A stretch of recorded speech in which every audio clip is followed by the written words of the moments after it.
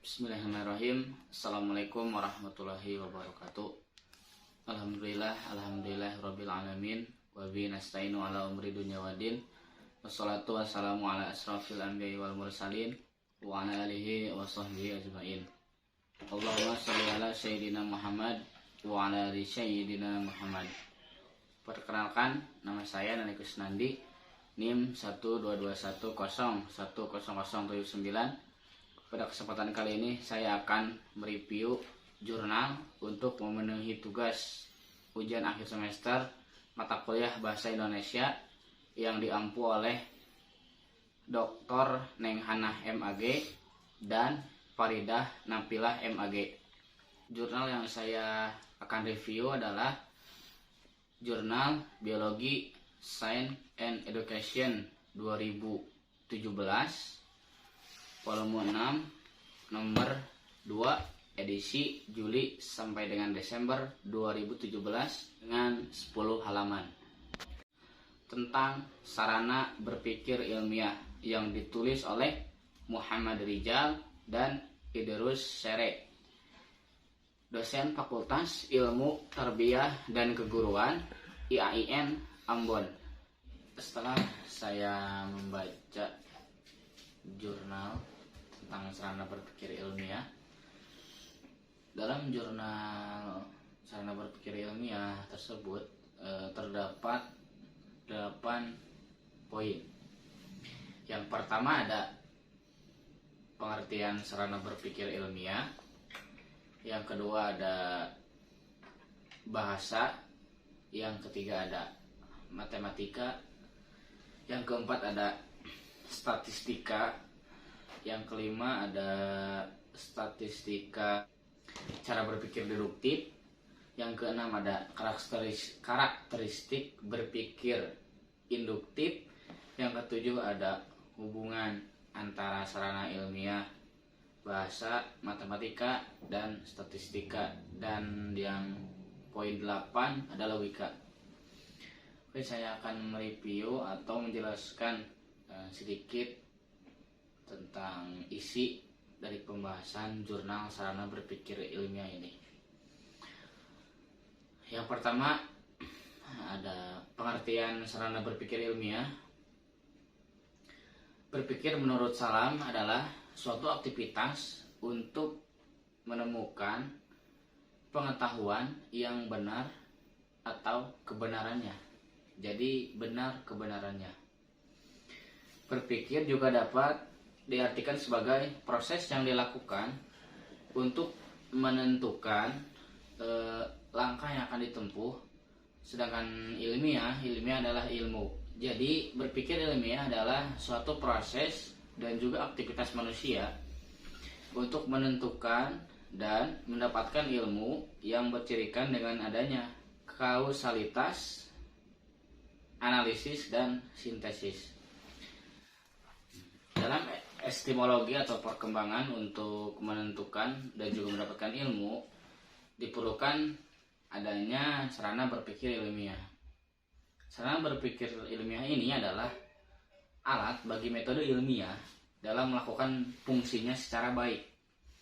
Jadi fungsi sarana berpikir ilmiah adalah membantu proses metode ilmiah dalam mendapat ilmu atau teori yang lain.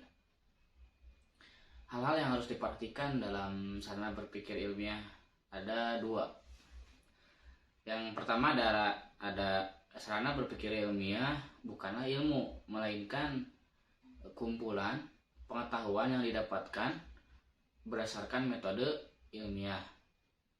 Yang kedua, tujuan mempelajari metode ilmiah adalah untuk memungkinkan kita melakukan penelaahan ilmiah dengan secara baik.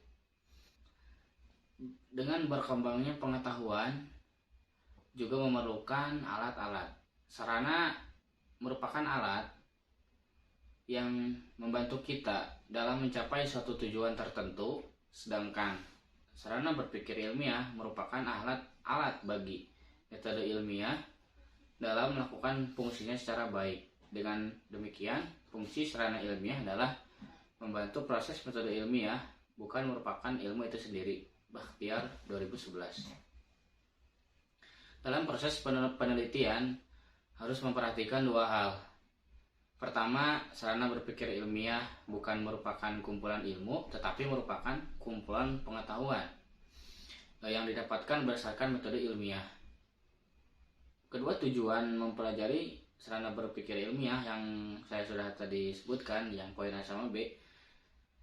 Dari pernyataan tersebut dapat disimpulkan bahwa sarana berpikir ilmiah adalah alat berpikir dalam membantu metode ilmiah sehingga memungkinkan penelitian dapat dilakukan secara baik dan benar.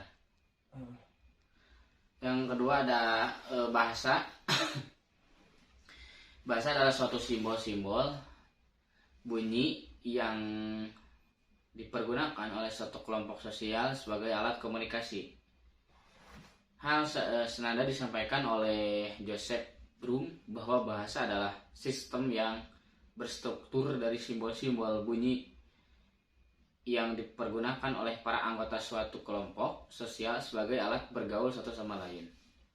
Sedangkan menurut John Wiesenthroep, bahasa adalah bentuk komunikasi, entah itu lisan, tertulis, atau tanda yang didasarkan pada sistem simbol Depreciation 2003.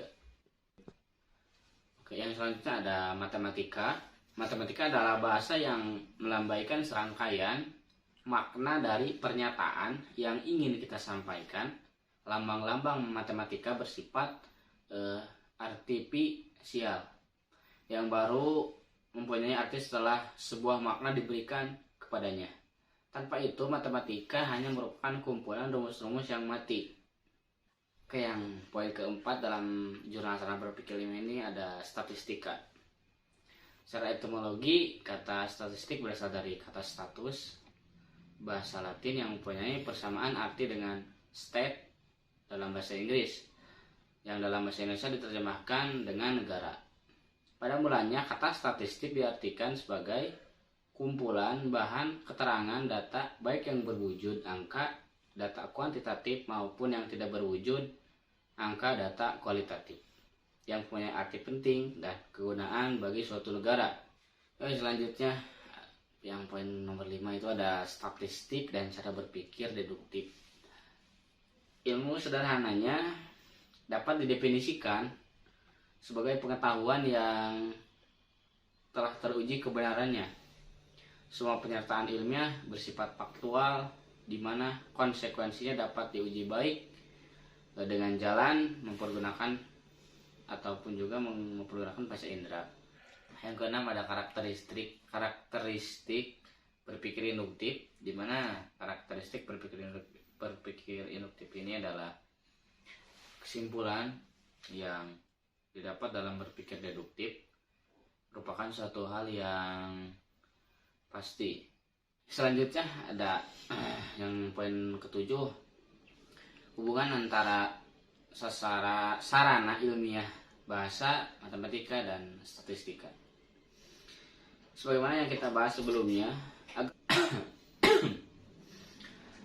agar dapat melakukan kegiatan berpikir ilmiah dengan baik, diperlukan sarana bahasa, matematika, dan statistika. Bahasa yang sudah tadi dijelaskan bahwa bahasa itu merupakan alat komunikasi yang verbal yang dipakai dalam kegiatan berpikir ilmiah, di mana bahasa menjadi alat komunikasi untuk menyampaikan jalan pikiran seseorang kepada seseorang dan ditinjau pada pola pikirnya.